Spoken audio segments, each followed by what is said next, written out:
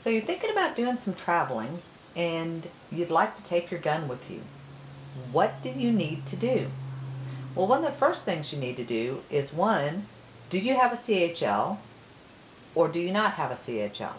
Because that's going to vary from state to state on what you're allowed to do and what you're not allowed to do, or if you're even allowed to do it at all. So we're going to go from you do have a CHL.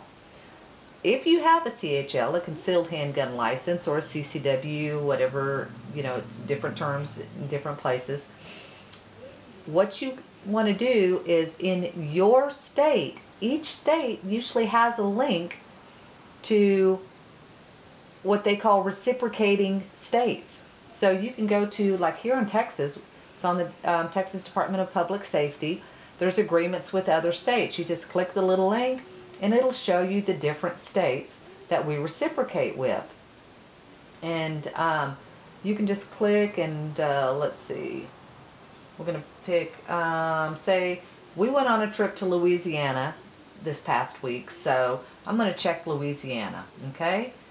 And yes, Louisiana does have reciprocating, or does have reciprocity with us. I guess that's how you would really say it.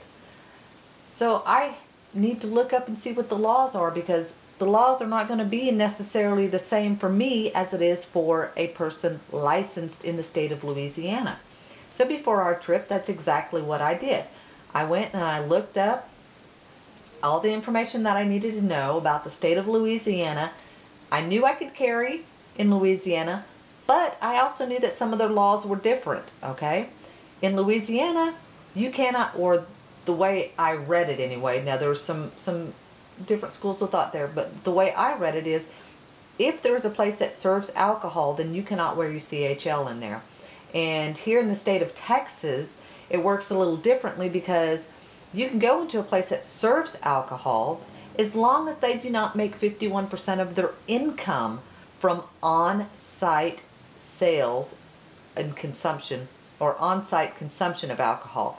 So say a bar would be a good example, but some restaurants also end up qualifying just depending on how much alcohol they sell, and it's called the 51%. So Louisiana was a little bit different. They don't have 51% signs, so we basically said, okay, if there's a location where we know that they're serving alcohol, then we simply would not go in there if we're wearing our guns, or we'd make an agreement that if we ended up going with a place like that because we were visiting our son, that we would lock our guns away and store them. So either way, we would be prepared. So what else did we need to know then? Well, we also needed to know how the state of Louisiana expects us to store our weapons when they are in our vehicle, because again, we were traveling in a vehicle. I should have said we were driving, not flying. And so I looked up to make sure that I understand how the laws were clear on what I needed to do in order to store my weapon in my vehicle. Obviously, if I'm traveling with it, then I need to be able to store it. Well, in the state of Louisiana, like the state of Texas, you can have a loaded weapon in your vehicle, okay? So that was good to know. But what about if I had more than one weapon that I was taking with me? I didn't find anything that said I couldn't have more than one loaded weapon, but again, any other weapons that I took with me, I left in a locked storage box. And I just kept my one loaded gun on me. However, in the state of Louisiana, which is different than the state of Texas, it clearly stated that if I am a CHL, a CCW, whatever you want to call it, and I get stopped, I must notify the officer that I have the interaction with that I am carrying, which that part is exactly as it is in the state of Texas. However, it then stated that I could not deny having a search of my body or my vehicle if I was a CCW and I got stopped. So they do not have to have a warrant. In the state of Texas, they cannot do that unless I am being arrested or so on and so forth, just like any other time. Just because I'm a CHL does not give them the right to search my body or my vehicle. So again, that was different, and I was glad I read that so I'd be prepared and not say like in the state of Texas, no, I choose not to do that. Another thing is I have what is called Texas Law Shield. Texas Law Shield also covers in certain states outside of Texas. Okay, so and I guess it's I'm not sure what they call it outside of the U.S., but I have Texas Law Shield, and then I went ahead and I got temporary coverage for outside travel because Louisiana is covered. So that was another thing, and again, that was just a preference, and simply because if I was doing something that I understood by the law was legal, and for some reason I got stopped by the police or arrested, I wanted to make sure that I had some legal coverage. I didn't want to be out there flapping in the wind trying to find a lawyer, not only away from home, but in a state away from home, a different state. So that's just something to keep in mind too. The next thing that I did was I did a search for Texas CHL carry in Louisiana. And I wanted to make sure, one, that we could carry where we were going to be staying, because again, in Texas, your vehicle is your castle away from home. And we were traveling in a motorhome. So that would also be considered our home away from home, our castle away from home, and Texas has the castle doctrine. So we would be covered. It was an extension.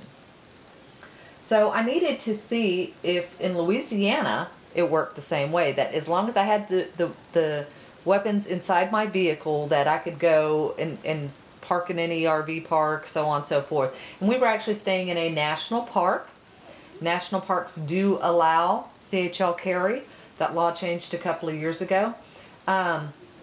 However, there are some states that don't allow it.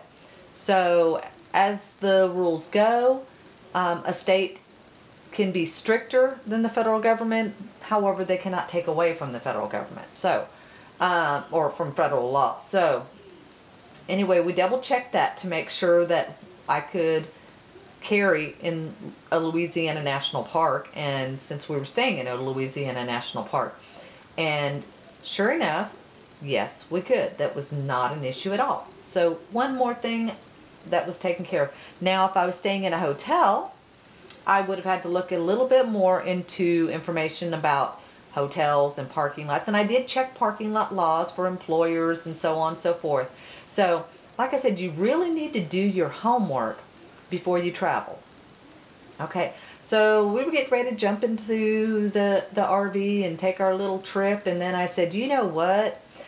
I don't want to, we had our, directions on where we were going and stuff, and I thought, I'm also going to print out those Louisiana gun laws. Since I went to, I went to the NRA website, and I also went to the state of Louisiana, and several other gun organization pages, and I printed out the laws on carrying in your vehicle, in your rights to having them in your home, your motorhome while you're traveling, and so forth. So again, a little extra work, maybe a little extra legwork before I left, but I had it with me. And if I got stopped and there was a question of what was my right and what was not my right, I had the laws with me. And I know sometimes people go, well, but the police officer knows the law, so you just follow what the police officer says. And no disrespect to police officers in any way, shape, or form, but often police officers do not know civilian gun laws. They know traffic laws, and not even all of those. It's just a lot of laws to know. And if you think about how many laws they add to the books every year, these police officers can't know all those laws. So, I mean, even here in the state of Texas, I've had friendly conversations with police officers on their misunderstanding of gun laws. Okay? And if you have a question on a gun law, here or in the state that you're traveling to, contact a lawyer. But not just any lawyer. Find one that knows something about the gun laws. Or contact the state. Or, get contact a person that has authority one way or the other in that area, so that they can give you the true information that you need to know. Okay? And there was another thing that, you know, this time we were, like I said, just traveling. I was only concerned about CHL, you know, carrying for personal defense.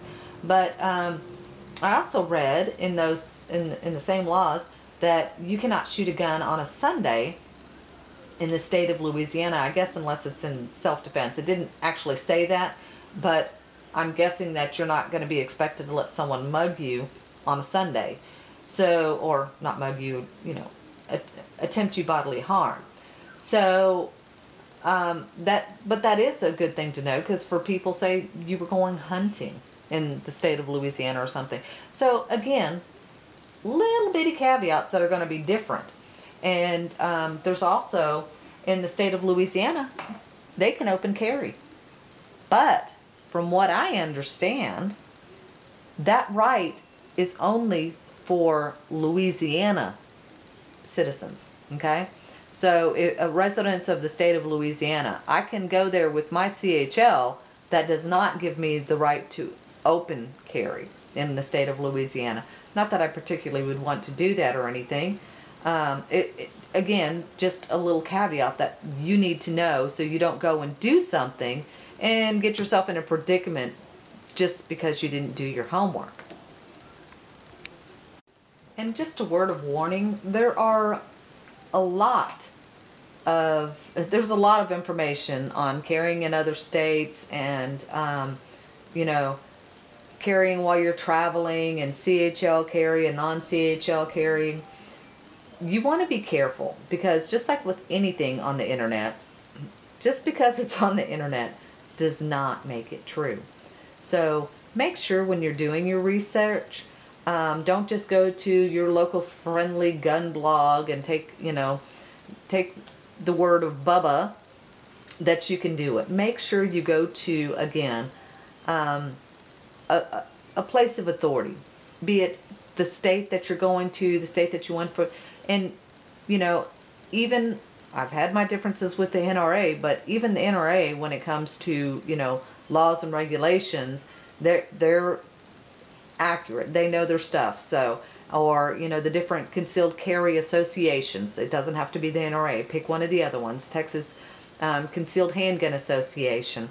You know, Louisiana, I'm sure, has plenty of them too. But just, you know, again, be careful of where you get your information from, because you want your information to be accurate. And what I do here in the state of Texas, I keep a copy of the handgun penal codes in my car. So no matter what, if I ever get stopped, then, you know, I'm good to go, because I have the actual law on me, and I know most of them just because, again, I was a CHL instructor. But, you know, sometimes it's a matter of showing it in black and white, okay? So, again, I did the same thing going to Louisiana, and if I was traveling to another state, I would do the same thing for that state. So do your homework before you travel. Know as much as you can possibly know before you go. And are you willing to do what is necessary to travel to that state? There are some states that I will not travel to simply because I disagree with their stance on gun laws and you know, your rights to carry and so on and so forth. If they do not have reciprocity with the state of Texas, I'm not traveling there.